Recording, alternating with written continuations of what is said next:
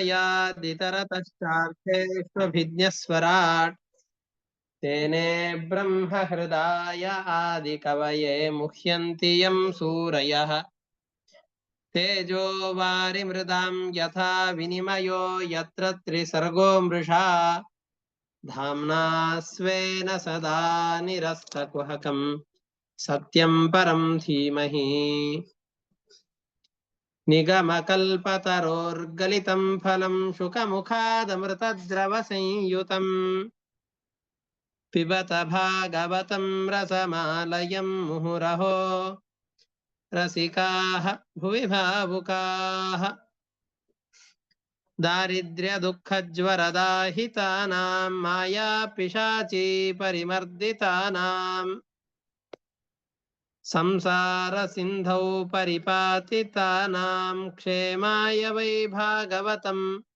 प्रगर्जति साङ्केत्यं पारिहास्यं वा स्तोभं हेलनमेव वा वैकुण्ठनामग्रहणम् अशेषाघहरं विदुः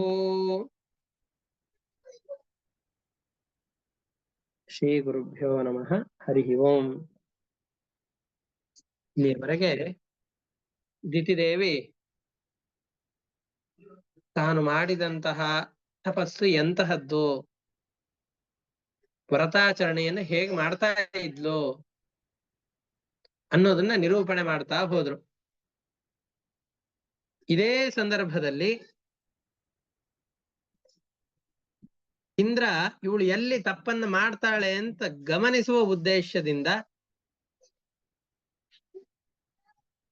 ಅದಕ್ಕೋಸ್ಕರವಾಗಿ ಅವಳ ಸೇವೆಯನ್ನು ಮಾಡುವಂತಹ ರೀತಿಯಲ್ಲಿ ಬಂದು ಎಲ್ಲಾದ್ರೂ ಇವಳು ತಪ್ಪು ಮಾಡ್ತಾಳ, ಇವಳನ್ನು ಹಿಡಿದು ಹಾಕಬಹುದಾ ಅಂತ ನೋಡುವ ಉದ್ದೇಶದಿಂದ ಬರ್ತಾ ಇದ್ದಾಳೆ. ಆ ಸಂದರ್ಭದಲ್ಲಿ ಇಂತಹ ಸಂದರ್ಭದಲ್ಲಿ ಗರ್ಭಿಣಿಯಾಗಿದ್ದಾಳೆ, ತುಂಬು ಗರ್ಭಿಣಿಯಾಗಿದ್ದಾಳೆ.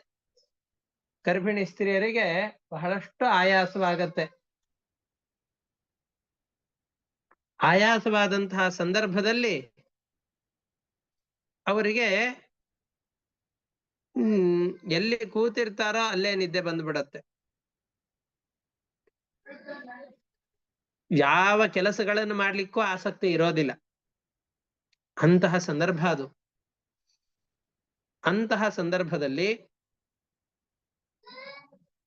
ಸಾಯಂಕಾಲದ ಸಂದರ್ಭದಲ್ಲಿಯೇ ಊಟವನ್ನು ಮಾಡ್ತಾ ಇದ್ದಾಳೆ. ಎಷ್ಟು ಆಯಾಸ ಆಗಿದೆ ಅಂತಂದ್ರೆ ಕೈ ಕಾಲು ಇವು ಯಾವುದನ್ನು ತೊಳೆದುಕೊಳ್ಳೇ ಇಲ್ಲ, ಆಚಮನವನ್ನೂ ಮಾಡ್ಲಿಲ್ಲ. ಎಲ್ಲಿ ಕೂತಿದ್ಲು ಅಲ್ಲೇ ನಿದ್ದೆ ಹೋಗ್ಬಿಟ್ಲು. ಹೀಗಾಗತ್ತಾ? ಆಗತ್ತೆ.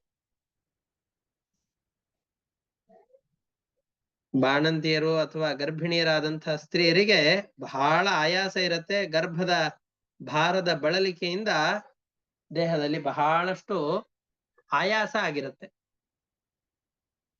ಅದರಲ್ಲೂ ಇವಳು ವ್ರತಾಚರಣೆಯನ್ನ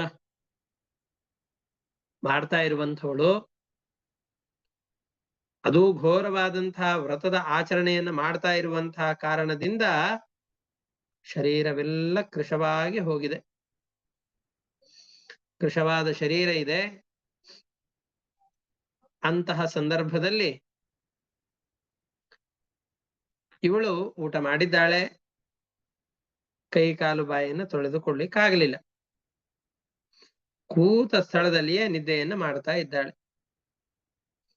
ಇದೆಲ್ಲದರ ಜೊತೆಯಲ್ಲಿ ಪರಮಾತ್ಮನ ಇಚ್ಛೆಯೂ ಸೇರ್ಕೊಂಡಿದೆ.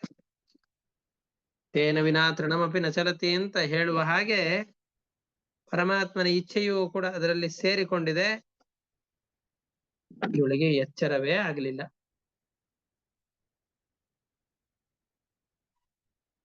ಆ ಸಂದರ್ಭದಲ್ಲಿ ಇಂದ್ರ ಬರ್ತಾ ಇದ್ದಾನೆ. ಇಂದ್ರ ಬಂದು ಇವಳು ವ್ರತದ ನಿಯಮದಲ್ಲಿ ಒಂದಾದಂತಹ ಆಹಾರ ನಂತರದಲ್ಲಿ ಶುಚಿಯಾಗಿ ಕೈಕಾಲುಗಳನ್ನ ತೊಳೆದುಕೊಂಡು ಆಚಮನಾದಿಗಳನ್ನು ಮಾಡಿಕೊಂಡು ಇರಬೇಕು ಅನ್ನೋದನ್ನ ಪಾಲಿಸಲಿಲ್ಲ. ಅಷ್ಟೇ ಅಲ್ಲದೇನೆ ಮಲಗುವ ಸಂದರ್ಭದಲ್ಲಿ ಶುಚಿಯಾಗಿ ಮಲಗಬೇಕು ಅಂತ ಹೇಳಿದ್ದಾರೆ. ಅದೂ ಇಲ್ಲ, ಗರ್ಭದ ಭಾರದ ಆಯಾಸದಿಂದ ಇಲ್ಲಿಯೇ ಮಲಗಿ ಬಿಟ್ಟಿದ್ದಾಳೆ. ಹಾಗಾದ್ರೆ ಇವಳ ವ್ರತ ಭಂಗವಾಗಿದೆ. ಹಾಗಾದ್ರೆ ಇವಳ ಗರ್ಭವನ್ನ ಪ್ರವೇಶ ಮಾಡೋಣ ಅಂತಂದುಕೊಂಡು ಇಂದ್ರ ತನ್ನ ಯೋಗ ಶಕ್ತಿಯಿಂದ ಆ ಗರ್ಭದ ಒಳಗಡೆಯಲ್ಲಿ ಪ್ರವೇಶ ಮಾಡ್ತಾ ಇದ್ದಾನೆ. ಇವಳಿಗೆ ಆವಾಗ ಎಚ್ಚರವೇ ಇಲ್ಲ, ಆಯಾಸದಿಂದ ಬಳಲಿದ್ದಾಳೆ. ಬಳಲಿದ ಇವಳು ನಿದ್ರೆಗೆ ಜಾರಿದ್ದಾಳೆ. ಅಂತಹ ಸಂದರ್ಭದಲ್ಲಿ ಇದು ಸರಿಯಾದ ಸಮಯ. ಇವಳ ಗರ್ಭದಿಂದ ನಾನು ನನ್ನನ್ನ ಮರಣ ಬಾರದೇ ಇರುವಂತೆ ರಕ್ಷಣೆ ಮಾಡ್ಲಿಕ್ಕಿರುವಂತಹ ಕೊನೆಯ ಅವಕಾಶ ಅಂತ ತಿಳಿದುಕೊಂಡು ಇಂದ್ರ ಅವಳಿಗೆ ಗೊತ್ತಾಗದಂತೆ ಅವಳ ಗರ್ಭವನ್ನ ಪ್ರವೇಶ ಮಾಡ್ತಾ ಇದ್ದಾನೆ. ಬೇಕಾದಷ್ಟು ಸಾಮರ್ಥ್ಯ ಇರುವಂತಹ ದೇವತೆಗಳು, ಪಿಶಾಚಿಗಳಿಗೇನೆ ಒಬ್ಬರಿಗೆ ಇನ್ನೊಬ್ಬರ ದೇಹದಲ್ಲಿ ಪ್ರವೇಶ ಮಾಡಿ ಅವರನ್ನ ಕಾಡಿಸುವಂತಹ ಭೋಗ ಮಾಡುವಂತಹ ಸಾಮರ್ಥ್ಯಗಳೆಲ್ಲ ಇದ್ದಾಗ ದೇವತೆಗಳಲ್ಲೂ ಶ್ರೇಷ್ಠನಾದಂಥ ಇಂದ್ರ ಇವನಿಗೆ ಆ ಸಾಮರ್ಥ್ಯ ಇರೋದಿಲ್ಲೇನು? ಅಂತಹ ಸಂದರ್ಭದಲ್ಲಿ ಗರ್ಭವನ್ನ ಪ್ರವೇಶ ಮಾಡ್ತಾ ಇದ್ದಾನೆ. ಇವಳು ಅಷ್ಟು ಚೆನ್ನಾಗಿ ತಪಸ್ಸನ್ನು ಮಾಡ್ತಾ ಇದ್ದಾಳೆ. ಆ ವ್ರತದ ಪ್ರಭಾವದಿಂದಾಗಿ ಆ ಗರ್ಭ ಎಲ್ಲ ಬಂಗಾರದ ಕಾಂತಿಯಿಂದ ಹೊಳಿತಾ ಇದೆ. ಅಂದ್ರೆ ಅಷ್ಟು ವೀರ್ಯವಂತರಾದಂತಹ ಶಿಶು ಆ ಗರ್ಭದ ಒಳಗಡೆಯಲ್ಲಿ ಪ್ರವೇಶ ಮಾಡಿದೆ. ಈ ಗರ್ಭವನ್ನ ತುಂಡರಿಸಬೇಕು ಅಂತಂದುಕೊಂಡು ಇಂದ್ರ ತನ್ನ ವಜ್ರಾಯುಧದಿಂದ ಆ ಗರ್ಭವನ್ನ 7 ವಿಭಾಗ ಮಾಡಿದ. ಆ ಭಾಗಗಳೆಲ್ಲ ಅಳಲಿಕ್ಕೆ ಪ್ರಾರಂಭ ಮಾಡಿದ್ವು. ಆ ಭಾಗದಲ್ಲಿದ್ದ ಜೀವರೆಲ್ಲ ವೇದನೆಯಿಂದ ಕತ್ತರಿಸಿದ್ರಿಂದ ಬಹಳ ದುಃಖವಾಯಿತು. ಅದರಿಂದ ಅಳಲಿಕ್ಕೆ ಪ್ರಾರಂಭ ಮಾಡ್ತಾ ಇದ್ದಾರೆ. ಇಂದ್ರನೇ ಸಮಾಧಾನ ಮಾಡ್ದ. ಅಳಬೇಡಿ ಅಳಬೇಡಿ ಅಂತ ಹೇಳಿ ಒಂದನ್ನ 7 ಮಾಡಿದ್ದ, 7 ಮತ್ತೆ 7 ಮಾಡ್ತಾ ಇದ್ದಾನೆ. ಒಟ್ಟು 49 ತುಂಡುಗಳನ್ನ ಮಾಡ್ತಾ ಇದ್ದಾನೆ. ಆ 49 ಭಾಗದಲ್ಲಿರುವಂತಹ ಜೀವರೆಲ್ಲರೂ ಕೂಡ ತಮ್ಮ ನೋವುಗಳನ್ನು ಅನುಭವಿಸ್ತಾ ಆ ಇಂದ್ರನನ್ನ ಕೈ ಮುಗಿದುಕೊಂಡು ಕೇಳ್ತಾ ಇದ್ದಾರೆ, ಯಾಕೆ ನಮ್ಮನ್ನು ಕೊಲ್ತಾ ಇದ್ದಿ? ನಾವೆಲ್ಲ ಯಾರು ಹುಡ್ತಾ ಇದ್ದೀವೋ ನಿಮ್ಮ ತಮ್ಮಂದರಲ್ವಾ? ನೀನು ಕಶ್ಯಪರ ಮಗ, ಅದಿತಿಯಲ್ಲಿ ಹುಟ್ಟಿದವನು. ನಾವಾದ್ರೂ ದ್ವಿತೀಯಲ್ಲಿ ಹುಟ್ಟುವಂತಹ ನಿನ್ನ ತಂದೆಯ ಮುಖಾಂತರವಾಗಿಯೇ ಹುಟ್ಟುವಂಥವ್ರು, ನಿನಗೆ ಸಹೋದರರು. ನಮ್ಮ ಮೇಲೆ ಯಾಕೆ ಇಷ್ಟು ದ್ವೇಷವನ್ನು ಮಾಡ್ತಾ ಇದ್ದಿ ಅಂತ ಕೇಳ್ತಾ ಇದ್ದಾರೆ. ಲಬ್ಧ್ವಾ ತದಂತರಂ ಶಕ್ರೋ ನಿದ್ರೋಪಹತ ಚೇತಸಃ ದಿತೆ ಪ್ರವಿಷ್ಟ ಉದರಂ ಯೋಗೇಶೋ ಯೋಗಮಾಯಯ.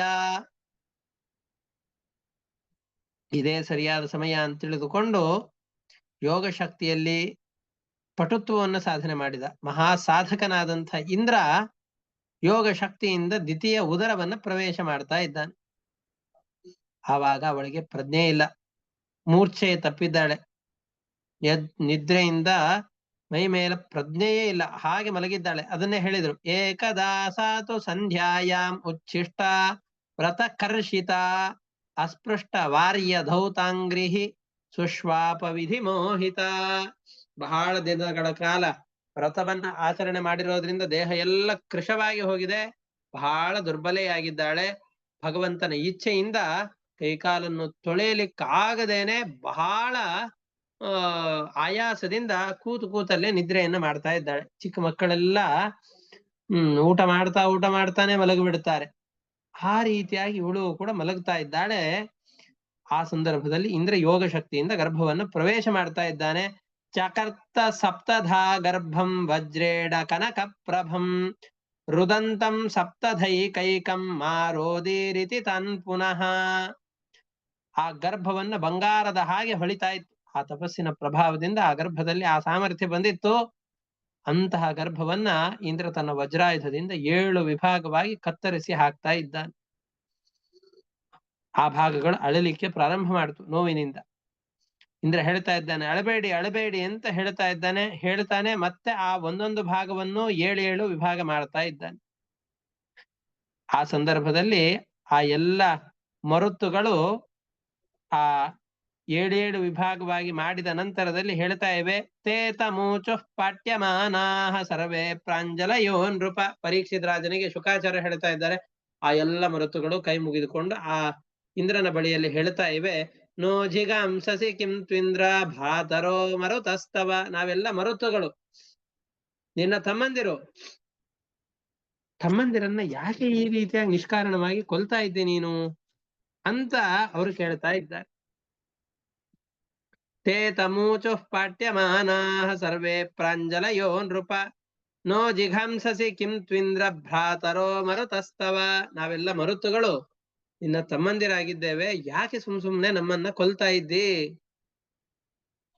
ಅಂತ ಹೇಳಿದಾಗ ಆವಾಗ ಇಂದ್ರ ಹೇಳ್ತಾ ಇದ್ದಾನೆ, ನೀವೆಲ್ಲ ನನ್ನ ಗಣದಲ್ಲಿ ಸೇರ್ಲಿಕ್ಕೆ ಅಂತ ಒಪ್ಕೊಂಡಿದ್ದೀರಿ, ತಮ್ಮಂದಿರು ಅಂತ ಹೇಳ್ತಾ ಇದ್ದೀರಿ,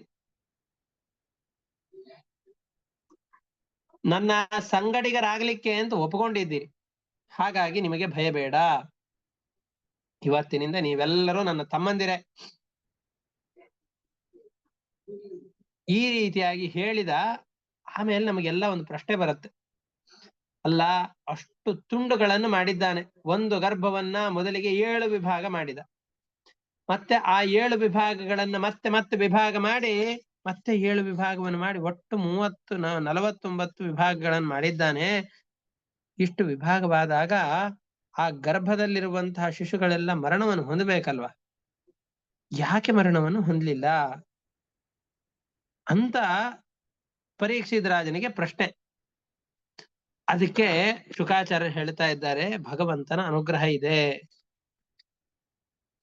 ಅದು ತಪಸ್ಸಿನ ಪ್ರಭಾವದಿಂದಾಗಿ ಹುಟ್ಟುತ್ತಾ ಇರುವಂತಹ ಮಕ್ಕಳವು. ಆ ಕಾರಣದಿಂದ ವಜ್ರಾಯುಧದ ಪೆಟ್ಟಿನಿಂದ ಬಹಳವಾಗಿ ನೋವು ಅನುಭವಿಸಿದರೂ ಕೂಡ ಶ್ರೀನಿವಾಸನ ಅನುಗ್ರಹದಿಂದ ಸಾಯಲಿಲ್ಲ. ಈ ತರ ಆಗ್ಲಿಕ್ಕೆ ಸಾಧ್ಯವೋ ಪರೀಕ್ಷಿತ ರಾಜನ ಪ್ರಶ್ನೆ. ಅದಕ್ಕೆ ಶುಕಾಚಾರ್ಯ ಹೇಳ್ತಾರೆ, ನೀನು ಗರ್ಭದಲ್ಲಿ ಉತ್ತರೆಯ ಗರ್ಭದಲ್ಲಿ ಇದ್ದಾಗ್ಲೂ, ಅಶ್ವತ್ಥಾಮಾಚಾರ್ಯರ ಬ್ರಹ್ಮಾಸ್ತ್ರದ ಪ್ರಯೋಗವಾದಾಗ್ಲೂ ಭಗವಂತನಿಂದ ರಕ್ಷಿತನಾಗಿ ನೀನು ಉಳಿಲಿಲ್ಲೇನು? ನೀನು ಹೇಗೆ ಉಳಿದಿಯೋ ಬ್ರಹ್ಮಾಸ್ತ್ರದಿಂದಲೇ ನಿನ್ನನ್ನು ರಕ್ಷಣೆ ಮಾಡಿದಂತಹ ಪರಮಾತ್ಮನಿಗೆ ವಜ್ರಾಯುಧದ ಏಟಿನಿಂದ ಇವರು ಸಾಯದೇ ಇರುವಂತೆ ಮಾಡುವುದು ದೊಡ್ಡ ಕೆಲಸವೇನೋ, ಅನಾಯಾಸವಾಗಿ ಪರಮಾತ್ಮ ರಕ್ಷಣೆ ಮಾಡಿದ್ದಾನೆ ಅಂತ ಹೇಳ್ತಾ ಇದ್ದಾರೆ. ಇಷ್ಟೇ ಅಲ್ಲ, ಪರಮಾತ್ಮನನ್ನ ಭಕ್ತಿಪೂರ್ಣವಾಗಿ ಒಂದು ಬಾರಿ ಆರಾಧನೆ ಮಾಡಿದರೆ ಸಾಕು. ಆ ಒಂದು ಬಾರಿ ಭಕ್ತಿಯಿಂದ ಭಗವಂತನಂತ ಆರಾಧನೆ ಮಾಡಿದ ಮಾತ್ರಕ್ಕೆ ಭಗವಂತ ನಮ್ಮಲ್ಲಿರುವ ಎಲ್ಲ ಪಾಪಗಳನ್ನ ಪರಿಹಾರ ಮಾಡಿ ಅವನ ಲೋಕಕ್ಕೆ ಕರೆದುಕೊಂಡು ಹೋಗಿ ದುಃಖಗಳ ಸಂಪರ್ಕ ಇರದೇ ಇರುವಂತೆ ನಮ್ಮನ್ನ ಪೋಷಿಸುವಂತಹ ಸಂದರ್ಭದಲ್ಲಿ ಈಗ ಹತ್ರ 1 ವರ್ಷಗಳ ಕಾಲ ದಿತಿದೇವಿ ಹರಿಯನ್ನ ಆರಾಧನೆ ಮಾಡಿದ್ದಾಳೆ. ಒಂದು ದಿವಸ ಆರಾಧನೆ ಮಾಡಿದವರಿಗೆ ಇಷ್ಟೆಲ್ಲ ಫಲವನ್ನು ಕೊಡುವಂತಹ ಆ ಪರಮಾತ್ಮ 1 ವರ್ಷಗಳ ಕಾಲ ನಿರಂತರವಾಗಿ ಆರಾಧನೆ ಮಾಡಿದಂತಹ ದಿತಿಗೆ ರಕ್ಷಣೆ ಮಾಡ್ತಾ ಇದ್ದಾನೆ ಅನ್ನುವಂಥದ್ದು ಆಶ್ಚರ್ಯಕರ ವಿಷಯ. ಏನು, ಅನಾಯಾಸವಾಗಿ ರಕ್ಷಣೆ ಮಾಡ್ತಾ ಇದ್ದಾನೆ, ಏನು ಆಶ್ಚರ್ಯ ಪಡುವಂತಹ ವಿಷಯ ಇಲ್ಲ ಇದರಲ್ಲಿ. ಇದಾದ್ಮೇಲೆ ಒಟ್ಟಾರೆ ಒಂದು ಗರ್ಭಪಿಂಡ ಇತ್ತು, ಅದನ್ನ 7 ವಿಭಾಗ ಮಾಡ್ದ, 7 ಮತ್ತೆ ಒಂದೊಂದನ್ನ 7 ವಿಭಾಗ ಮಾಡಿ 7 7 49 ಪ್ಲಸ್ 1 ಇಂದ್ರ, ಒಟ್ಟು 50 ಜನ ಆದ್ರು, 50 ಜನ ದೇವತೆಗಳಾದ್ರು. ಇಂದ್ರ ಏನ್ ಮಾಡ್ದ ಅಂತಂದ್ರೆ, ಆ ಮರುತ್ತುಗಳಲ್ಲಿ ತಾಯಿಯ ದೋಷದಿಂದ, ತಾಯಿ ದಿತಿ ಅವಳಲ್ಲಿರುವ ಸ್ವಲ್ಪ ಆಸುರಿ ಭಾವ ಇತ್ತು, ಆ ದೈತ್ಯತ್ವವನ್ನ ಕಳೆದು ಯಜ್ಞದಲ್ಲಿ ನಾವೆಲ್ಲ ಆಹುತಿಗಳನ್ನೇನು ಕೊಡ್ತೇವೋ ಆ ಆಹುತಿಗೆ ಯೋಗ್ಯವಾದಂತಹ ದೇವತ್ವವನ್ನ ಇವರಲ್ಲಿ ತಂದು ತುಂಬುತ್ತಾ ಇದ್ದಾನೆ. ದೇವತೆಗಳನ್ನಾಗಿ ಇವರನ್ನ ಪರಿವರ್ತನೆ ಮಾಡ್ತಾ ಇದ್ದಾನೆ, ಕನ್ವರ್ಟ್ ಮಾಡಿ ಅವರಲ್ಲಿ ಸೋಮಾಹುತಿಗೆ ಬೇಕಾದಂತಹ ಯೋಗ್ಯತೆಯನ್ನ ತಂದು ಕೊಡ್ತಾ ಇದ್ದಾನೆ. ಸ್ವಲ್ಪ ಆದ್ಮೇಲೆ ಇಂದ್ರ ಪಕ್ಕದಲ್ಲೇ ನಿಂತಿದ್ದಾನೆ. ದಿತಿಯ ಜೊತೆಯಲ್ಲಿ ದಿತಿಗೆ ಆಗ ನಿಧಾನವಾಗಿ ನಿದ್ರೆಯಿಂದ ಎಚ್ಚರ ಆಗ್ತಾ ಇದೆ. ಇಂದ್ರನ ಜೊತೆಯಲ್ಲಿ 49 ಜನ ನಿಂತಿದ್ದಾರೆ. ಇವಳಿಗೆ ಆ ಗರ್ಭ ಕತ್ತರಿಸಿದ್ದು, ಆ ಮಕ್ಕಳು ಹುಟ್ಟಿದ್ದು ಅವರೆಲ್ಲ ಕುಮಾರರಾಗಿ ನಿಂತಿದ್ದಾರೆ. ಯಾರೋ ನಮ್ಮ ತರ ನಿರವಸ್ತ್ರರಾಗಿ ಹಾಗೆ ಕಾಣಿಸ್ತಾ ಇರ್ಲಿಲ್ಲ. ಕುಮಾರರಾಗಿ ಅವಳ ಎದುರುಗಡೆಯಲ್ಲಿ ನಿಂತಿದ್ದಾರೆ. ಬಹಳ ಒಳ್ಳೆಯ ಸ್ವಭಾವದವಳು ದಿತಿ. ಆದರೆ ತಾತ್ಕಾಲಿಕವಾದಂತಹ ದೋಷದಿಂದಾಗಿ ಅವರು ಕೆಟ್ಟವರನ್ನ ಪರಮಾತ್ಮ ಇಂದ್ರ ಸಂಹಾರ ಮಾಡಿದ್ದಾರೆ ಅನ್ನೋದನ್ನ ಪುತ್ರ ವ್ಯಾಮೋಹದಿಂದ ಸ್ವಲ್ಪ ಕಾಲದವರೆಗೂ ಮರೆತು ತನ್ನ ಮಕ್ಕಳು ಅನ್ನುವಂತಹ ಅಭಿಮಾನದಿಂದ ಇಂದ್ರನನ್ನು ಕೊಲ್ಲುವ ಮಗ ಹುಟ್ಟಬೇಕು ಅಂತ ಪ್ರಾರ್ಥನೆ ಮಾಡಿದ್ರು. ವಸ್ತುತಃ ಸ್ವಭಾವತ ಅಲ್ಲಿ ಉತ್ತಮಳಾದವಳೆ. ಅವಳು ಕೇಳ್ತಾ ಇದ್ದಾಳೆ, ಇಂದ್ರನನ್ನ ಕೇಳ್ತಾ ಇದ್ದಾಳೆ, ನಾನು ಅದಿತಿಯ ಮಕ್ಕಳನ್ನ ಅಂದ್ರೆ ನಿಮ್ಮೆಲ್ಲರನ್ನ ಕೊಲ್ಲುವ ಮಗನನ್ನ ಪಡಿಬೇಕು ಅಂತ ಬಯಸಿಕೊಂಡು ಬಹಳ ಕಠಿಣವಾದಂತಹ ಈ ವ್ರತವನ್ನ ಆಚರಣೆ ಮಾಡ್ತಾ ಇದ್ದೇನೆ. ನಾನು ಬಯಸಿದ್ದು ಒಬ್ಬ ಮಗನನ್ನ, 49 ಜನ ಮಕ್ಕಳು ಹೇಗ್ ಹುಟ್ಟಿದ್ರು? ನಿನಗೇನಾದ್ರೂ ಈ ವಿಷಯ ಗೊತ್ತಿದೆ ಅಂತಾದ್ರೆ ನನಗೆ ಹೇಳು ಅಂತ ಹೇಳ್ತಾ ಇದ್ದಾಳೆ. ಸತ್ಯವನ್ನ ಹೇಳು, ಸುಳ್ಳು ಹೇಳಬೇಡ ಅಂತ ಹೇಳ್ತಾ ಇದ್ದಾಳೆ. ಇದನ್ನ ಶ್ಲೋಕದ ಮುಖಾಂತರವಾಗಿ ನೋಡೋಣ. ಮಾ ಭೈಷ್ಟ ಭ್ರಾತರೋ ಮಹ್ಯಂ ಯೂಯಮಿತ್ಯಾಹ ಕೌಶಿಕಃ ಅನನ್ಯ ಭಾವಾನ್ ಪಾರ್ಷದಾನಾತ್ಮನೋ ಮರುತಾಂ ಗಣಾನ್. ಅವರೆಲ್ಲ ನಾನ್ ನಿನ್ನ ತಮ್ಮಂದಿರೋ ನಿನ್ನ ಜೊತೆಯಲ್ಲಿ ಇರ್ಲಿಕ್ಕೆ ಇಷ್ಟಪಡ್ತಾ ಇದ್ದೇವೆ ಅಂತ ಮರುತ್ತುಗಳೆಲ್ಲ ಇಂದ್ರನ ಬಳಿಯಲ್ಲಿ ಕೇಳಿದಾಗ, ನೀವು ಹೆದರಬೇಡಿ, ನಿಮ್ಮನ್ನು ನಮ್ಮ ಜೊತೆಯಲ್ಲಿ ಸೇರಿಸ್ಕೊಳ್ತೇನೆ ಅಂತ ಹೇಳಿದ. ನ ಮಮಾರದಿತೇರ್ ಗರ್ಭ ಶ್ರೀನಿವಾಸಾನುಕಂಪಯ ಬಹುಧಾ ಕಲಿಶ್ವ ಕ್ಷುಣ್ಣಃ ದ್ರೌಣ್ಯಸ್ತ್ರೇಣ ಯಥಾ ಭವಾನ್. ವಜ್ರಾಯುಧದಿಂದ ಇಷ್ಟೆಲ್ಲ ಕತ್ತರಿಸಿ ಹಾಕ್ತಾ ಇದ್ದಾರೆ. ಕತ್ತರಿಸಿ ಹಾಕ್ದಾಗ್ಲೂ ಕೂಡ ಏನು ಆಗ್ಲಿಲ್ಲ, ಹೇಗೆ ಅಂತ ನಮ್ಮೆಲ್ಲರ ಪ್ರಶ್ನೆಯನ್ನ ಪರೀಕ್ಷಿತ ರಾಜ ಕೇಳಿದರೆ ಅದಕ್ಕೆ ಉತ್ತರವನ್ನು ಕೊಡ್ತಾ ಇದ್ದಾರೆ. ನ ಮಮಾರ, ಕೊಲ್ಲಿಲ್ಲ. ದ್ವಿತೀಯ ಗರ್ಭದಲ್ಲಿದ್ದಂತಹ ಆ ಶಿಶು ಈ ಇಂದ್ರನ ವಜ್ರಾಯುಧದ ಏಟಿಗೆ ಸಾಯ್ಲಿಲ್ಲ. ಅದು ಬಹಳ ಭಾಗವಾಗಿ ಕತ್ತರಿಸಿ ಹೋಯ್ತು. ಆದ್ರೆ ಶ್ರೀನಿವಾಸ ಅನುಕಂಪಯ, ಭಗವಂತನ ಅನುಗ್ರಹದಿಂದ ಅದು ಏನೂ ಆಗ್ಲಿಲ್ಲ. 49 ಆ ವಿಭಾಗಗಳಲ್ಲೂ ಒಬ್ಬೊಬ್ಬ ಚೇತನ ಬಂದು ನಿಂತ. ಬಹಳ ಪ್ರಭಾವಿಗಳಾದಂತಹ ಚೇತನರು ಅದರಿಂದ ಹೊರಗಡೆಯಲ್ಲಿ ಬರ್ತಾ ಇದ್ದಾರೆ. ಆ ದ್ವಿತೀಯ ಎದುರುಗಡೆಯಲ್ಲಿ ನಿಲ್ತಾ ಇದ್ದಾರೆ. ಹೇಗೆ ಅಶ್ವತ್ಥಾಮಾಚಾರ್ಯರು ಬ್ರಹ್ಮಾಸ್ತ್ರವನ್ನ ಪ್ರಯೋಗ ಮಾಡಿದರು. ತಾಯಿಯ ಗರ್ಭದಲ್ಲಿ ಕೃಷ್ಣನ ಅನುಗ್ರಹದಿಂದಾಗಿ ಹೇಗೆ ಈ ವ್ಯಕ್ತಿ ಸಾಯದೇನೆ ಉಳಿದಿದ್ದಾನೋ ಆ ರೀತಿಯಾಗಿ ಪರೀಕ್ಷಿತ ರಾಜ ಸಾಯದೆ ಉಳಿದಂತೆ ಇಂದ್ರನ ವಜ್ರಾಯುಧದ ಪೆಟ್ಟು ಬಿದ್ರು ಆ 49 ಜನ ಮರುತ್ತುಗಳು ಸಾಯದೆ ಬದುಕಿಕೊಂಡ್ರು. ಇದು ಹೇಗೆ? ಅದಕ್ಕೆ ಹೇಳ್ತಾ ಇದ್ದಾರೆ, ಸಕೃದಿಷ್ಟ್ವಾಪಿ ಪುರುಷಂ ಪುರುಷೋ ಯಾತಿ ಸಾಮ್ಯತಾಂ ಸಂವತ್ಸರಂ ಕಿಂಚಿದೂನಂ ದಿತ್ಯಾ ಯದ್ಧರಿರರ್ಚಿತಃ. ಸಕೃತ್ ಇಷ್ಟ್ವಾಪಿ ಪುರುಷಂ ಪುರುಷೋ ಯಾತಿ ಸಾಮ್ಯತಾಂ. ಒಂದು ಬಾರಿ ಭಗವಂತನನ್ನ ಆರಾಧನೆ ಮಾಡಿದರೂ ಸಾಕು, ಬಹಳ ಪ್ರಯತ್ನ ಪಡಬೇಕಾಗಿಲ್ಲ. ಸ್ವಲ್ಪ ಪ್ರಯತ್ನ ಮಾತ್ರದಿಂದಲೇನೆ ಭಗವಂತ ಭಕ್ತರಿಗೆ ಬೇಕಾದಂತಹ ಎಲ್ಲ ಸೌಭಾಗ್ಯಗಳನ್ನ ಕೊಟ್ಟು ಕಾಯುವಂತಹ ಸಂದರ್ಭದಲ್ಲಿ ಇವಳು 1 ವರ್ಷಕ್ಕೆ ಸ್ವಲ್ಪ ಕಡಿಮೆ ಕಾಲ ಇರುವಷ್ಟು ದಿವಸಗಳ ಕಾಲ ಭಗವಂತನನ್ನ ಆರಾಧನೆ ಮಾಡಿದ್ದಾಳೆ, ಅನವರತವಾಗಿ ಆರಾಧನೆ ಮಾಡಿದ್ದಾಳೆ. ಅಂತಹ ಸಂದರ್ಭದಲ್ಲಿ ಈ ಮರುತ್ತುಗಳು ಸಾಯದೆ ಉಳಿದಿದ್ದಾರೆ ಅನ್ನೋದು ಆಶ್ಚರ್ಯ ಏನಿದೆ? ಅನಾಯಾಸವಾಗಿ ಭಗವಂತ ಅವರನ್ನು ರಕ್ಷಣೆ ಮಾಡಿದ್ದಾನೆ, ಏನ್ ಆಶ್ಚರ್ಯ ಇಲ್ಲ. ಇದಾದ ಮೇಲೆ ಸಜೋರಿಂದ್ರೇಣ ಪಂಚಾಶತ್ ದೇವಾಸ್ತೆ ಮರುತೋ ಭವನ್ ವ್ಯಪೋಹ್ಯ ಮಾತೃದೋಷಂತೆ ಹರಿಣಾ ಸೋಮಪಾಃಕೃತಾಃ. ಆ ಮರುತ್ತುಗಳು ಇಂದ್ರನ ಜೊತೆಯಲ್ಲಿ ಸೇರ್ಕೊಂಡು ಒಟ್ಟು 49 ಜನ ಮರುತ್ತುಗಳು, ಜೊತೆಯಲ್ಲಿ ಇಂದ್ರ ಒಬ್ಬ, ಒಟ್ಟಾರೆ 50 ಜನ ಆದ್ರು.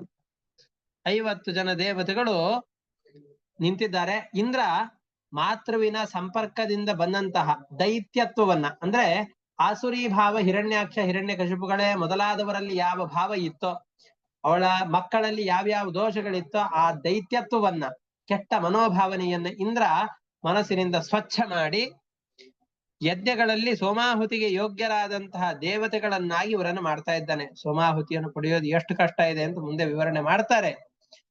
ಅಂತಹ ಸೋಮಾಹುತಿಗೆ ಯೋಗ್ಯರಾದಂತಹ ಮಕ್ಕಳನ್ನಾಗಿ ಇವರನ್ನು ಮಾಡ್ತಾ ಇದ್ದಾನೆ. ಇದಾದ ಮೇಲೆ ದಿತಿ ಎದ್ದು ನೋಡ್ತಾ ಇದ್ದಾಳೆ. ಬೆಂಕಿ ಹಾಗೆ ಪ್ರಕಾಶಮಾನರಾದಂತಹ ಮಕ್ಕಳು ನಿಂತಿದ್ದಾರೆ, ಎದುರುಗಡೆಯಲ್ಲಿ ಇಂದ್ರ ನಿಂತಿದ್ದಾನೆ. ದಿತಿಗೆ ಆಶ್ಚರ್ಯ ಆಯಿತು. ಇಂದ್ರನನ್ನ ಕೇಳ್ತಾ ಇದ್ದಾಳೆ, ನಿನ್ನ ತಾಯಿಯ ಮಕ್ಕಳು ಯಾರಿದ್ದಾರೋ ನೀವೇ ಮೊದಲಾದ ಎಲ್ಲರನ್ನ ಸಾಯಿಸು, ಒಬ್ಬ ಮಗ ಬೇಕು ಅಂತ ನಾನು ಪ್ರಾರ್ಥನೆ ಮಾಡಿದೆ. ಈ ವ್ರತಾಚರಣೆಯನ್ನು ಮಾಡಿದ್ರೆ 49 ಜನ ಮಕ್ಕಳು ಹುಟ್ಟಿದ್ದಾರೆ, ಯಾರಿವ್ರು? ದಿತಿ ವೃತ್ತಾಯ ದದೃಶೆ ಕುಮಾರಾನ್ ಅನಲ ಪ್ರಭಾನ್ ಇಂದ್ರೇಣ ಸಹಿತಾನ್ ದೇವಿ ಪರ್ಯತುಷ್ಯದ ನಿಂದಿತ. ಬಹಳ ಸಂತೋಷ ಪಡ್ತಾ ಇದ್ದಾಳೆ. ಅವಳಿಗೇನು ಇಂದ್ರ ಮೇಲೆ ಕೋಪ ಇಲ್ಲ, ಸ್ವಭಾವತಃ ಒಳ್ಳೆಯವಳೆ. ಆದ್ರೆ ತನ್ನ ಮಕ್ಕಳನ್ನ ಸಂಹಾರ ಮಾಡ್ತಾ ಇದ್ದಾರಲ್ಲ ಅನ್ನುವ ಭಾವನೆಯಿಂದಾಗಿ, ಈ ಉಗ್ರಗಾಮಿಗಳನ್ನ ಪೊಲೀಸರು ಕೊಂದ್ರು ಆ ಉಗ್ರರ ತಾಯಂದ್ರಿಗೆ ತತ್ಕಾಲದಲ್ಲಿ ತನ್ನ ಮಗ ಒಳ್ಳೆಯವನು ಅನ್ನೋದೇ ಇರತ್ತೆ, ಗೊತ್ತಿರತ್ತೆ. ಆದ್ರೆ ಮಗ ಅನ್ನುವಂತಹ ಪ್ರೀತಿಯಿಂದ ವಾತ್ಸಲ್ಯದಿಂದ ಕೆಟ್ಟವರಾದ್ರೂ ಕೂಡ ತತ್ಕಾಲದಲ್ಲಿ ಕರುಣೆ ಬಂದಿರತ್ತೆ. ಹಾಗೆ ಇವಳಿಗೂ ಕೂಡ ತತ್ಕಾಲದಲ್ಲಿ ತನ್ನ ಮಕ್ಕಳನ್ನೆಲ್ಲ ಕೊಲ್ತಾ ಇದ್ದಾನಲ್ಲ ಇಂದ್ರ ಅಂತ ಬಹಳ ಕೋಪ ಬಂದಿತ್ತು. ಆದ್ರೆ ಸ್ವಭಾವತಃ ಒಳ್ಳೆಯವಳು. ಅವಳು ಕೇಳ್ತಾ ಇದ್ದಾಳೆ, ಸಂತೋಷಗೊಂಡು ಕೇಳ್ತಾ ಇದ್ದಾಳೆ, ಅಥೇಂದ್ರ ಮಾಹ ತಾತಾಹಂ ಆದಿತ್ಯಾನಾಂ ಭಯಾವಹಂ ಅಪತ್ಯಮಿಚ್ಛಂತ್ಯಚರಂ ವ್ರತಮೇತತ್ಸು ದುಶ್ಚರಂ. ಆದಿತ್ಯ ಮಕ್ಕಳನ್ನ ಕೊಲ್ಲುವ ಉದ್ದೇಶದಿಂದ ಭಯಾನಕನಾದಂತಹ ಬಹಳ ಶಕ್ತಿಯುಕ್ತನಾದಂತಹ ಮಗ ಬೇಕು ಅನ್ನುವ ಇಚ್ಛೆಯಿಂದ ಈ ವ್ರತವನ್ನು ಅನುಷ್ಠಾನ ಮಾಡಿದ್ದೆ. ಬಹಳ ದುಷ್ಕರವಾದಂತಹ ತಪಸ್ಸಿದು. ಇಂತಹ ತಪಸ್ಸನ್ನು ಆಚರಣೆ ಮಾಡಿದೆ. ನಾನು ಬಯಸಿದ್ದು ಒಬ್ಬ ಮಗನನ್ನ, ಏಕ ಸಂಕಲ್ಪಿತ ಪುತ್ರ ಸಪ್ತ ಸಪ್ತಾಭವನ್ ಕಥಂ. ಒಬ್ಬ ಮಗನನ್ನ ಬಯಸಿದ್ರು 49 ಜನ ಹುಟ್ಟುಬಿಟ್ಟಿದ್ದಾರಲ್ಲ, ಹೇಗ್ ಹುಟ್ಟಿದ್ರಿ 49 ಜನ? ನಿನಗೊಂದ್ ವೇಳೆ ಗೊತ್ತಿದೆ ಅಂತ ಆದ್ರೆ ಹೇಳು, ಗೊತ್ತಿಲ್ಲ ಅಂದ್ರೆ ಸುಮ್ನೆ ಇದ್ಬಿಡು, ಸುಳ್ಳು ಏನೇನ ಹೇಳಲಿಕ್ಕೆ ಹೋಗ್ಬೇಡ. ಯದಿತೆ ವಿದಿತಂ ಪುತ್ರ ಸತ್ಯಂ ಕಥಯ ಮಾಂ ವೃಷಾ. ಗೊತ್ತಿದೆ ಅಂತ ಆದ್ರೆ ಇರೋ ವಿಷಯ ಹೇಳ್ಬಿಡು, ಸುಳ್ಳು ಹೇಳಬೇಡ ಅಂತ ಹೇಳ್ತಾ ಇದ್ದ.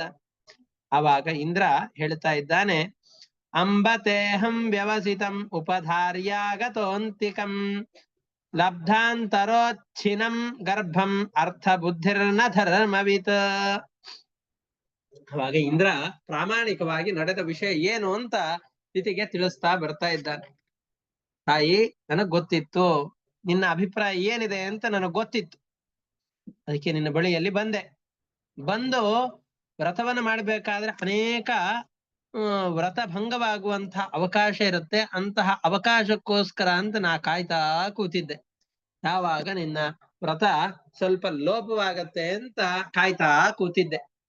ಅಂತಹ ಸಂದರ್ಭದಲ್ಲಿ ನಿನ್ನ ಬಳಿಯಲ್ಲಿ ಬಂದು ಕಾದಿದ್ದವನಿಗೆ ನೀನ್ ಈಗ ತಾನೇ ಊಟವನ್ನು ಮಾಡಿ, ಬಹಳ ಆಯಾಸವಾಗಿದೆ, ವ್ರತದ ಕ್ಲೇಶ, ಶರೀರ ಬಹಳ ಕೃಶವಾಗಿ ಹೋಗಿದೆ, ಗರ್ಭದ ಭಾರ, ಇದರಿಂದಾಗಿ ನಿನಗೆ ಗೊತ್ತಿಲ್ಲದೇನೆ ನೀನ್ ನಿದ್ರೆಗೆ ಜಾರಿ ಬಿಟ್ಟೆ.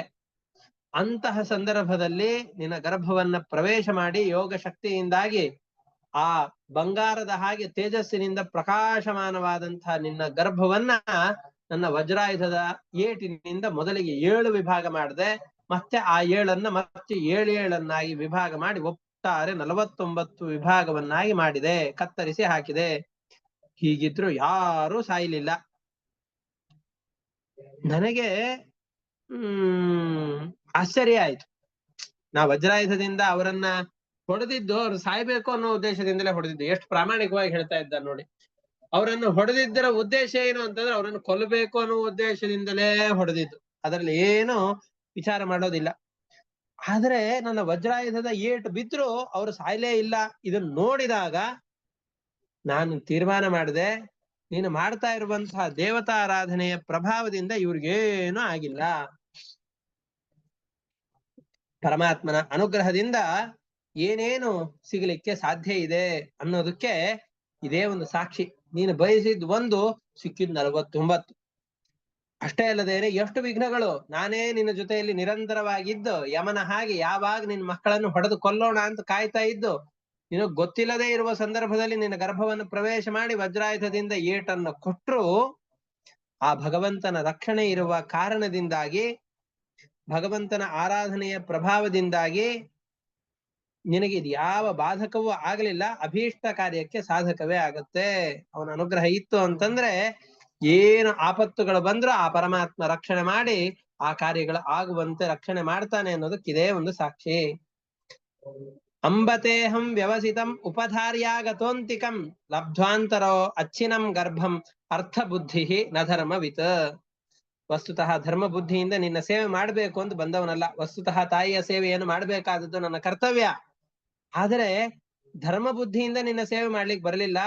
ನಾವೆಲ್ಲ ಬದುಕಬೇಕು ಅನ್ನುವ ಉದ್ದೇಶದಿಂದ ನಿನಗಂಥ ಒಬ್ಬ ಮಗ ಹುಟ್ಟುಬಿಟ್ಟ ಅಂತಂದ್ರೆ ನಾವು ಸತ್ತೇ ಹೋಗ್ತೇವೆ ಅಂತ ತಿಳಿದುಕೊಂಡು ನಾವು ಸಾಯಬಾರದು ಅನ್ನೋ ಉದ್ದೇಶದಿಂದ, ಎಲ್ಲಾದ್ರೂ ವ್ರತಲೋಪ ಆಗತ್ತೋ ಏನೋ ಅಂತ ನೋಡುವ ಉದ್ದೇಶದಿಂದ ನಿನ್ನ ಜೊತೆಯಲ್ಲಿ ಬಂದಿದ್ದೇನೆ. ಅಂತಹ ಸಂದರ್ಭದಲ್ಲಿ ಅವಕಾಶ ಸಿಕ್ಕಾಗ ನಿನ್ನ ಗರ್ಭವನ್ನು ಪ್ರವೇಶ ಮಾಡಿ ಗರ್ಭವನ್ನು ತುಂಡು ಮಾಡಿದ್ದೇನೆ. ಕೃತೋ ಮೇ ಸಪ್ತಧಾ ಗರ್ಭ ಆಸನ್ ಸಪ್ತ ಕುಮಾರಕಾಃ ತೇಪಿ ಚೈಕೈಕಶೋ ವೃಕ್ಣಾಃ ಸಪ್ತಧಾ ನಾಪಿ ಮಂಬ್ರಿರೇ. ಈ ಗರ್ಭವನ್ನು 7 ಭಾಗ ಮಾಡಿ ಕತ್ತರಿಸಿ ಹಾಕಿದೆ. 7 ಮಂದಿ ಮಕ್ಕಳಾದ್ರು. ಮತ್ತೆ ಒಬ್ಬೊಬ್ಬರನ್ನು ಕೂಡ 7 ವಿಭಾಗವನ್ನಾಗಿ ಅವರನ್ನ ಆ ಪಿಂಡವನ್ನ ಕತ್ತರಿಸಿದರೆ ಮತ್ತೆ 7 ವಿಭಾಗ ಆಗ್ತಾ ಇದೆ. ಆದ್ರೂ ಆ ಗರ್ಭವು ನಾಶವಾಗಲಿಲ್ಲ, ಯಾರು ಸಾಯ್ಲಿಲ್ಲ. ನನಗೆ ಇನ್ನು ಆಶ್ಚರ್ಯ ಆಗೋಯ್ತು. ಯಾಕೆಂದ್ರೆ ನಾನು ವಜ್ರಾಯುಧದಿಂದ ವೃತ್ರಾಸುರನಂತಹ ಮಹಾ ಅಸುರನನ್ನ ಕೊಂದವನ್ ನಾನು. ಇಂತಹ ನಾನು ಈಗ ಈ ರೀತಿಯಾಗಿ ನೀವು ಕೇಳಿದಾಗ, ಒಂದೇ ನಿಮಿಷ,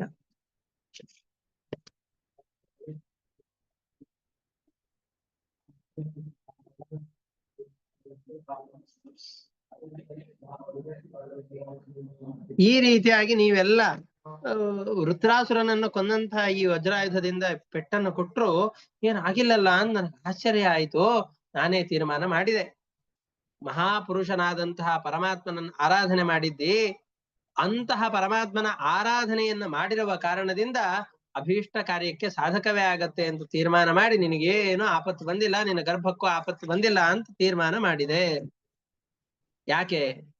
ಆರಾಧನಂ ಭಗವತಃ ಈಹ ಮಾನಾನಿ ರಾಶಿಷಃ ಏತು ನೇಚ್ಛಂತ್ಯಪಿ ವರಂ ತೇ ಸ್ವಾರ್ಥ ಕುಶಲ ಸ್ಮೃತಾಃ. ವಸ್ತುತಃ ನೀನು ಭಗವಂತನ ಆರಾಧನೆಯನ್ನು ಮಾಡಿದ್ದಿ ಯಾವ ಉದ್ದೇಶದಿಂದ? ನಿನ್ನ ಬಯಕೆ ಬಹಳ ಅಲ್ಪವಾದದ್ದು, ನಮ್ಮನ್ನೆಲ್ಲ ಕೊಲ್ಲಬೇಕು ಅಂತ. ಭಗವಂತನ ಆರಾಧನೆಯನ್ನ ಮಾಡಬೇಕಾದ್ರೆ ಯಾವ ಫಲದ ಬಯಕೆಯೂ ಇರಬಾರದು. ಭಗವಂತನ ಆರಾಧನೆಯ ಫಲವನ್ನಾಗಿ ಬಯಸುವ ಮಿನಿಮಮ್ ಫಲ ಯಾವುದು ಅಂತಂದು ಹೇಳಿದ್ರೆ ಮೋಕ್ಷ. ಮೋಕ್ಷವನ್ನು ಬಿಟ್ಟು ಬೇರೆ ಯಾವುದನ್ನಾದ್ರೂ ಭಗವಂತನ ಆರಾಧನೆಗೆ ಬಯಸಿದವು ಅಂತಾದ್ರೆ ಅದಿವೆಲ್ಲ ಬಹಳ ದೊಡ್ಡ ರಾಜನ ಬಳಿಯಲ್ಲಿ ಹೋಗಿ ಕವಡೆ ಕಾಸನ್ನು ಕೇಳಿದ ಹಾಗಾಗತ್ತೆ. ಬಹಳ ಕ್ಷುಲ್ಲಕವಾದಂತಹ ಫಲ ಅದು. ಆದ್ರೆ ಫಲದ ಬಯಕೆ ಇಲ್ಲದೇನೆ ಭಗವಂತನ ಆರಾಧನೆಯನ್ನು ಮಾಡುವವರು ಮೋಕ್ಷವನ್ನು ಕೇಳೋದಿಲ್ಲ. ಯಾಕೆ ಅಂತಂದ್ರೆ ಕಿಂ ಅಲಭ್ಯಂ ಭಗವತಿ ಪ್ರಸನ್ನೆ ಶ್ರೀನಿಕೇತನೆ. ಭಗವಂತ ಪ್ರಸನ್ನನಾದ ಅಂತಾದ್ರೆ ಸಿಗದೇ ಇರುವಂತಹ ವಸ್ತುಗಳು ಯಾವ್ದಿದೆ? ನಾವ್ ಏನನ್ನೋ ಬಯಸಬೇಕಾಗಿಲ್ಲ, ಭಗವಂತನೊಬ್ಬನನ್ನ ಪ್ರೀತಿಗೊಳಿಸಿದ್ರೆ ಸಾಕು ಅಂತ ಭಗವಂತನ ಪ್ರೀತಿಯ ಉದ್ದೇಶವನ್ನು ಒಂದನ್ನೇ ಇಟ್ಟುಕೊಂಡು ಭಗವಂತನ ಆರಾಧನೆಯನ್ನು ನಿರಂತರವಾಗಿ ಜ್ಞಾನಿಗಳು ಮಾಡ್ತಾ ಇರ್ತಾರೆ. ಅವರೇ ನಿಜವಾಗಿ ಸಾಧನೆಯನ್ನು ಮಾಡುವವರಲ್ಲಿ ಶ್ರೇಷ್ಠರಾದಂತಹ ವ್ಯಕ್ತಿಗಳು ಅಂತ ಕರೆಸಿಕೊಳ್ಳುತ್ತಾರೆ. ಯಾಕೆ? ಭಗವಂತ ಒಲಿದ ಅಂತಂದ್ರೆ ಏನ್ ಕೊಡ್ತಾನೆ? ಭಗವಂತ ಬಹಳ ಪ್ರೀತನಾದ ಅಂತಂದ್ರೆ ಮೋಕ್ಷವನ್ನು ಕೊಡ್ತಾನೆ, ಸುಖವನ್ನು ಕೊಡ್ತಾನೆ, ಬೇಕಾದಂತಹ ಭೋಗ ಪದಾರ್ಥಗಳನ್ನು ಕೊಡ್ತಾನೆ. ಅಷ್ಟೇ ಅಲ್ಲ, ಬಹಳ ತಪಸ್ಸನ್ನು ಮಾಡಿದವರಿಗೆ, ಭಗವಂತನ ಪ್ರೀತಿಯ ಉದ್ದೇಶದಿಂದ ಕರ್ಮಗಳನ್ನು ಮಾಡಿದಂತಹ ವ್ಯಕ್ತಿಗಳಿಗೆ ಅದನ್ನ ಇದನ್ನ ಕೊಡ್ತಾನೆ ಅಲ್ಲ, ತನ್ನನ್ನೇ ತಾನು ಕೊಟ್ಟು ಬಿಡ್ತಾನೆ. ಹೇಗೆ? ಹನುಮಂತ ಸೀತೆಯನ್ನ ಹುಡುಕ್ಲಿಕ್ಕೋಸ್ಕರ ಅಂತ ಹೊರಟು ಬಹಳ ಪ್ರಯತ್ನ ಪಟ್ಟು ಸೀತೆಯನ್ನ ಹುಡುಕಿಕೊಂಡು ಆ ಸಂದೇಶವನ್ನ ರಾಮನಿಗೆ ತಲುಪಿಸಿದಾಗ ಹನುಮಂತನಿಗೆ ಏನು ಕೊಟ್ಟರು ಅದು ಕಡಿಮೆ ಅಂತ ಅಂದುಕೊಂಡು ರಾಮ ತನ್ನನ್ನೇ ತಾನು ಭಗವಂತನಿಗೆ ಅರ್ಪಣೆ ಮಾಡಿಕೊಂಡು ಬಿಟ್ಟ, ಆ ಹನುಮಂತನಿಗೆ ಕೊಟ್ಟು ಬಿಟ್ಟ ಅಂತ ಹೇಳ್ತಾರೆ. ಭಗವಂತ ತನ್ನನ್ನ ತಾನು ಭಕ್ತರಿಗೆ ಕೊಟ್ಟು ಬಿಡ್ತಾನೆ. ಅಂದ್ರೆ ಭಗವಂತ ನಿರಂತರವಾಗಿ ಭಕ್ತರ ಬಳಿಯಲ್ಲಿ ವಾಸ ಮಾಡ್ತಾ ಇರ್ತಾನೆ. ಹಾಗಾಗಿ ನಾವೆಲ್ಲ ಆರಾಧನೆಯನ್ನು ಮಾಡುವಂತಹ ಸಂದರ್ಭದಲ್ಲಿ ಆ ಭಗವಂತನ ಪ್ರೀತಿ ಒಂದನ್ನೇ ಬಯಸಿಕೊಂಡು ಆರಾಧನೆ ಮಾಡಬೇಕು. ಯಾವ ವಿವೇಕಿಯೂ ಕೂಡ ವಿಷಯ ಪದಾರ್ಥಗಳ ಭೋಗವನ್ನ ಬಯಸಬಾರ್ದು. ಬಯಸಿದವು ಅಂತಾದ್ರೆ ಸಿಗೋದಿಲ್ಲ ಅಂತಲ್ಲ, ಅಷ್ಟಕ್ಕೆ ನಾವು ಇದು ತೃಪ್ತರಾಗಬೇಕಾಗತ್ತೆ. ಭಗವಂತನ ಆರಾಧನೆಯ ಫಲ ಅದಲ್ಲ. ನಾವು ಒಂದು ಜೀವನದ ಉಪಜೀವನಕ್ಕೋಸ್ಕರವಾಗಿ 12-13 ವರ್ಷಗಳ ಕಾಲ ಹೊರಗಡೆಯಲ್ಲಿ ಅಧ್ಯಯನವನ್ನು ಮಾಡ್ತೇವೇನು? ಬಾಲ್ಯದಿಂದ ಯೌವನದ ಪರ್ಯಂತವಾಗಿ ಅಧ್ಯಯನ ಮಾಡಿರ್ತೇವೆ. ಅದರ ಫಲ ಏನು? ಒಂದು ದಿವಸ ಹೊಟ್ಟೆ ತುಂಬಾ ಊಟ ಸಿಗತ್ತೆ. ಅಷ್ಟು ಸಿಗಬೇಕು ಅಂದ್ರೆ ಇಷ್ಟು ವರ್ಷ ಓದಬೇಕು. ಯಾರು ಓದೋದಿಲ್ಲ. ಹಾಗಾದ್ರೆ ಭಗವಂತನ ಆರಾಧನೆಯ ಫಲವು ಕೂಡ ಬರೀ ಈ ಜನ್ಮಕ್ಕೆ ಮಾತ್ರ ಸೀಮಿತವಾದಂತಹದ್ದಾಗಿರಬಾರದು. ಹಾಗಾಗಿ ಭಗವಂತನ ಪ್ರೀತಿಯೊಂದನ್ನ ಅಪೇಕ್ಷಿಸಿಕೊಂಡು ಆ ಸಾಧನೆಯನ್ನು ಮಾಡಿದೆವು ಅಂತಾದ್ರೆ ಅದರಿಂದ ಸಿಗದೇ ಇರುವಂತಹ ಫಲಗಳೇ ಇಲ್ಲ. ಹಾಗಾಗಿ ಭಗವಂತನ ಆರಾಧನೆಯನ್ನು ಮಾಡಿ ಅಂತ ಅವಳಿಗೆ ಹೇಳಿದ. ಅದನ್ನೇ ಹೇಳ್ತಾ ಇದ್ದಾರೆ, ಆರಾಧ್ಯಾತ್ಮ ಪ್ರದಂ ದೇವಂ ಆತ್ಮಾನಂ ಜಗದೀಶ್ವರಂ ಕೋವೃಣೀತ ಗುಣಸ್ಪರ್ಶಂ ಬುಧ ಸ್ಯಾನ್ನರಕೆ ಪಿಯತ್. ನರಕದಲ್ಲೂ ಕೂಡ ವಿಷಯ ಪದಾರ್ಥಗಳ ಭೋಗ ಇರುತ್ತೆ. ಆ ಬರೀ ಭೋಗಕ್ಕೋಸ್ಕರ ನರಕಕ್ಕೆ ಹೋಗ್ಲಿಕ್ಕೆ ಬಯಸ್ತೇವೇನು? ಅದರಿಂದ ವಿಷಯ ಪದಾರ್ಥದ ಭೋಗ ಅನ್ನುವಂತಹದ್ದು ದೊಡ್ಡದಾದಂತಹ ಫಲ ಅಂತ ಕರೆಸಿಕೊಳ್ಳೋದಿಲ್ಲ. ತಾಯಿ, ನಾನು ಮೂರ್ಖನಾಗಿ ಬಂದು ಈ ತಪ್ಪನ್ನು ಮಾಡಿಬಿಟ್ಟಿದ್ದೇನೆ, ದೌರ್ಜನ್ಯ ಮಾಡಿದ್ದೇನೆ. ವಸ್ತುತಸ್ತು ನೀನು ತಪಸ್ಸನ್ನು ಮಾಡಬೇಕಾದ್ರೆ ಅಲ್ಪವಾದ ಫಲದ ಬಯಕೆಯನ್ನು ಇಟ್ಕೊಂಡೇ ಮಾಡ್ತಾ ಇದ್ದಿ, ಇರ್ಲಿ. ಆದ್ರೆ ನಿನಗೆ ಜೊತೆಯಲ್ಲಿಯೇ ಇದ್ದು ವಂಚಕನಾಗಿದ್ದುಕೊಂಡು ಬಂದು ನಿನಗೆ ಗೊತ್ತಿಲ್ಲದೆ ಇರುವ ಹಾಗೆ ನೀನು ಮೂರ್ಛೆಗೊಂಡಂತಹ ಸಂದರ್ಭದಲ್ಲಿ ನಿನ್ನ ಗರ್ಭವನ್ನ ಪ್ರವೇಶ ಮಾಡಿ ದೊಡ್ಡ ದೌರ್ಜನ್ಯವನ್ನ ಎಸಗಿ ಬಿಟ್ಟಿದ್ದೇನೆ, ನನ್ನನ್ನ ಕ್ಷಮಿಸು. ಆದ್ರೆ ನಿನ್ನ ಗರ್ಭ ಸತ್ತಿಲ್ಲ. ಒಂದು ಕೇಳಿದ್ದಿ 49 ಬಂದಿದೆ, ಇದಕ್ಕೆ ಬಹಳ ಸಂತೋಷ ಪಟ್ಟು ಅಂತ ಹೇಳ್ತಾ ಇದ್ದಾನೆ. ತದಿದಂ ಮಮ ದೌರ್ಜನ್ಯಂ ಬಾಲಿಶಸ್ಯ ಮಹೀಯಸಿ ಕ್ಷಂತುಮರ್ಹಸಿ ಮಾತಸ್ತ್ವಂ ದಿಷ್ಟ್ಯಾ ಗರ್ಭೋಮೃತೋತ್ಥಿತಃ. ಭಗವಂತನ ಅನುಗ್ರಹದಿಂದ ನಿನ್ನ ಗರ್ಭ ಸಾಯದೇನೆ ಹೊರಗಡೆಯಲ್ಲಿ ಬಂದಿದೆ, ಬಹಳ ಸಂತೋಷಕರ. ಆದ ಮೇಲೆ ಆ ದಿತಿ ಏನ್ ಮಾಡಿದ್ಲು? ನಾನು ಮಗನನ್ನು ಕೊಲ್ಲಿಕ್ಕೆ ಅಂತ ನೀ ಗರ್ಭದ ಒಳಗಡೆಯಲ್ಲಿ ಹೋಗಿದ್ಯಾ ಅಂತ ಅವಳಿ ಶಾಪವನ್ನು ಕೊಟ್ಬಿಟ್ಲ? ಇಲ್ಲ. ಇಂದ್ರ ತಾನು ಮಾಡಿದ ಅಪರಾಧವನ್ನು ಮುಚ್ಚಿಡದೇನೆ ಸತ್ಯವನ್ನೇ ಹೇಳಿದ. ಮತ್ತೆ ಯಾವ ವಿಷಯವನ್ನು ಮುಚ್ಚಿಡ್ಲಿಲ್ಲ ಅವನು. ತಾನು ಬಂದ ಉದ್ದೇಶ ಏನು, ಅವಳು ಮಾಡಿದಂತಹ ತಪಸ್ಸಿನ ಕ್ರಿಯೆ ಸರಿಯೋ ತಪ್ಪೋ ಇದೆಲ್ಲವನ್ನ ತಾಯಿಗೆ ತಿಳಿ ಹೇಳಿದ. ಇದನ್ನು ಹೇಳಿದ್ರಿಂದ ದಿತಿ ಬಹಳ ಸಂತೋಷಗೊಂಡು ಆದ್ಮೇಲೆ ಅವಳನಿಗೆ ನಮಸ್ಕಾರ ಮಾಡಿ ಆ 49 ಜನ ದಿತಿಯ ಮಕ್ಕಳು ಯಾರಿದ್ರೋ ಅವರನ್ನ ಸೇರಿಸಿಕೊಂಡು, ಇಂದ್ರ ತಾಯಿ ನೋಡು, ನಿನ್ನ 49 ಜನ ಮಕ್ಕಳನ್ನ ಕರೆದುಕೊಂಡು ಸ್ವರ್ಗಲೋಕದಲ್ಲಿ ಹೋಗಿ ನನ್ನ ಪಾಲಕರನ್ನಾಗಿ ನನ್ನ ಅನುಚರರನ್ನಾಗಿ ಮಾಡಿಕೊಳ್ತಾ ಇದ್ದೇನೆ. ಸೋಮದಲ್ಲಿ ಅಂದ್ರೆ ಆಹುತಿಗಳನ್ನ ಹಾಕಬೇಕಾದ್ರೆ ಸೋಮದ ರಸವನ್ನ ಪಾನ ಮಾಡುವಂತಹ ಯೋಗ್ಯತೆಯನ್ನ ಇವರಿಗೆ ಕೊಡ್ತೇನೆ. ಸೋಮರಸವನ್ನ ಪಾನ ಮಾಡುವಂತಹ ಯೋಗ್ಯತೆ 100 ದೇವತೆಗಳಿಗೆ. 9 ಕೋಟಿ ದೇವತೆಗಳಿದ್ದಾರೆ. 9 ಕೋಟಿ ದೇವತೆಗಳಿದ್ರೂ ಕೂಡ 100 ಜನ ಶೇಷ ಶತಸ್ಥರು ಅಂತ ಇದರ ಬಗ್ಗೆ ವಿಸ್ತಾರವಾದ ವಿಷಯಗಳೆಲ್ಲ ಇದೆ. 100 ಜನರಿಗೆ ಮಾತ್ರ ಸೋಮಪಾನದಲ್ಲಿ ಅರ್ಹತೆ. ಆ 100 ಜನರಲ್ಲಿ 49 ಜನ ದ್ವಿತೀಯ ಮಕ್ಕಳು.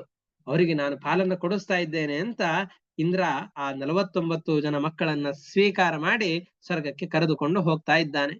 ಇಂದ್ರಸ್ತಯಾಪ್ಯನುಜ್ಞಾತಃ ಶುಕ್ಲ ಭಾವೇನ ತುಷ್ಟಯ ಮರುದ್ಭಿಃ ಸಹ ತಾಂ ನತ್ವಾ ಜಗಾಮ ತ್ರಿದಿವಂ ಪ್ರಭು.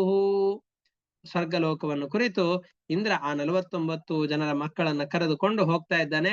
ಅವಳು ಕೂಡ ಯಾವ ಕೋಪವನ್ನು ಹೊಂದಲಿಲ್ಲ, ಸರಿಯಾಗಿ ಇದ್ದ ವಿಷಯಗಳನ್ನು ತಿಳಿಸಿದ್ದಾನೆ ಅಂತ ಸಮಾಧಾನಳಾಗಿದ್ದಾಳೆ. ಇಷ್ಟು ಇಲ್ಲಿವರೆಗೂ ನೀನು ಕೇಳಿದ ಹಾಗೆ ಮರುದೇವತೆಗಳ ಮಂಗಳಕರವಾದಂತಹ ಜನ್ಮ ವೃತ್ತಾಂತವನ್ನ ನಾನು ಹೇಳಿದ್ದೇನೆ. ಎಲ್ಲೂ ಸಿಗದೇ ಇರುವ ಅಪೂರ್ವವಾದಂತಹ ವಿಷಯಗಳಿದು. ಮರುತ್ತುಗಳೆಲ್ಲ ಹೇಗೆ ಹುಟ್ಟಿದ್ರು ಅಂತ ಅಪೂರ್ವವಾದಂತಹ ವಿಷಯ ಏನಿದೆಯೋ ಆ ವಿಷಯವನ್ನು ನಿನಗೆ ಹೇಳಿದ್ದೇನೆ. ಇನ್ನೇನಾದ್ರೂ ಕೇಳಬೇಕು ಅಂತ ಆಸೆ ಇದೆ ಅಂತಾದ್ರೆ ಕೇಳು ಅಂತ ಪರೀಕ್ಷಿತ್ ರಾಜನಿಗೆ ಶುಕಾಚಾರ್ಯರು ಕೇಳ್ತಾ ಇದ್ದಾರೆ. ಏವಂ ತೇ ಸರ್ವಮಾಖ್ಯಾತಂ ಯನ್ಮಾಂ ತ್ವಂ ಪರಿಪೃಚ್ಛಸಿ ಮಂಗಳಂ ಮರುತಾಂ ಜನ್ಮ ಕಿಂ ಭೂಯಃ ಕಥಯಾಮಿತೆ. ಇದು ಆದ್ಮೇಲೆ ಪರೀಕ್ಷಿತ್ ರಾಜನ ಪ್ರಶ್ನೆ, ಈ ವ್ರತವನ್ನ ಮಾಡಬೇಕು ಅಂತ ಹೇಳಿದೆಲ್ಲ, ಈ ವ್ರತವನ್ನ ಮಾಡುವ ಬಗೆ ಹೇಗೆ ಅಂತ ಕೇಳ್ತಾನೆ. ಕೊನೆ ಅಧ್ಯಾಯದಲ್ಲಿ ಆ ವ್ರತವನ್ನ ಮಾಡುವಂತಹ ಕ್ರಮವನ್ನ ಹೇಳಿ ಅದರ ಸಮಾಪ್ತಿ ಪರ್ಯಂತವಾಗಿ ಆ ಕಥೆಯನ್ನು ಹೇಳ್ತಾರೆ. ನಂತರದಲ್ಲಿ ಮತ್ತೆ ಪರೀಕ್ಷಿತ್ ರಾಜನಿಗೆ ಹಿರಣ್ಯಕಶಿಪು ಹಿರಣ್ಯಾಕ್ಷ ಅಂತ ಹೇಳಿದರಲ್ಲ, ಯಾರಿವರು ಅಂತ ಪ್ರಶ್ನೆ. ಅದಕ್ಕೆ ಉತ್ತರವಾಗಿ 7ನೇ ಸ್ಕಂಧ ಪ್ರಾರಂಭವಾಗತ್ತೆ. ಆ ಎಲ್ಲ ಕಥೆಗಳನ್ನು ಕೂಡ ಮುಂದಿನ ಪಾಠದಲ್ಲಿ ನೋಡೋಣ ಅಂತ ಹೇಳ್ತಾ ಇವತ್ತಿನ ಪಾಠವನ್ನ ಇಷ್ಟಕ್ಕೆ ಮುಕ್ತಾಯ ಮಾಡ್ತಾ ಇದ್ದೇನೆ. ಹರಯೇ ನಮಃ. ಶ್ರೀಕೃಷ್ಣ ಅರ್ಪಣಮಸ್ತು. ಅನೇನ ಭಾವಿ ಯತ್ ಪುಣ್ಯಂ ತೇನ ಪ್ರೀಣಾತು ಕೇಶವಃ. ಹರಯೇ ನಮಃ. ಶ್ರೀಕೃಷ್ಣಾರ್ಪಣಮಸ್ತು. ನಮಸ್ಕಾರ. ಧನ್ಯವಾದಗಳು. ಧನ್ಯವಾದಗಳು. ನಮಸ್ಕಾರ ಗುರುಗಳೇ.